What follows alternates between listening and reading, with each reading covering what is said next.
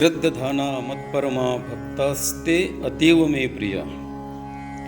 दुर्योधनाने आपल्या पत्नीच्या आग्रहावरून द्वारकेचे राजे श्रीकृष्ण यांना भोजनाचे निमंत्रण दिले होते. श्रीकृष्णांनी ते निमंत्रण स्वीकारले व ते उपस्थितही झाले.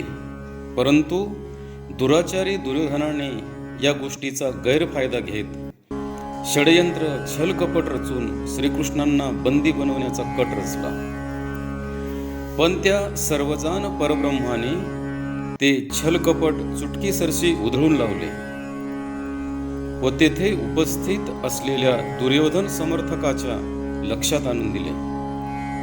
मुंह में राम और बगल में छुरी. ज्या व्यक्तीची आपल्यावर श्रद्धा नसते त्याचे अन्नपाणी सुद्धा ग्रहण करू नये असा स्पष्ट संकेत श्रीकृष्ण भगवंतांनी दिला व ते तिथून हस्तिनापूरचे महामंत्री विदुर यांच्याकडे भोजनास गेले. तिथे आमंत्रण नव्हतं, पण श्रद्धा संपन्नता प्रचंड स्वरूपाची होती. विदुरांच्या घरच्या कन्या, विदुर पत्नीच्या हातून केळीची साल या माध्यमांचा त्यांनी आनंदाने स्वीकार केला. श्रद्धा नसेल तर 5 पक्वाणांचं भोजन देखील वर्ज करावे आणि श्रद्धा असेल तर चटणी भाकर सुद्धा ग्रहण करावी. भाव भक्तीने प्रभू आकळतो